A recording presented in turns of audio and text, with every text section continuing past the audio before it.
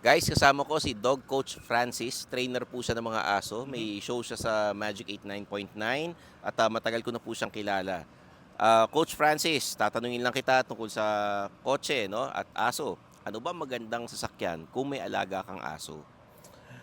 Siguro mare-recommend ko is yung handa kang masakripisyo, yung tint mo, handa kang magasgas yung leather seats mo. Kasi kailangan mong maintindihan na yung mga aso, meron time na hindi nila sinasadya, pwedeng magasgasan nila.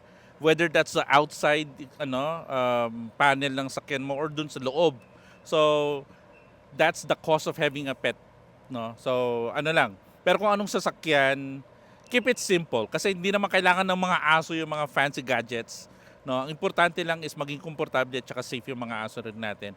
And then at the same time, if you're the one who's driving, make sure na pwede mong i-secure yung aso mo, whether using a dog belt harness o kaya naman yung mga basket, or mas maganda kung pwedeng kasyang crate sa loob ng sasakyan mo, i-crate mo na lang sila, mas safe pa yon.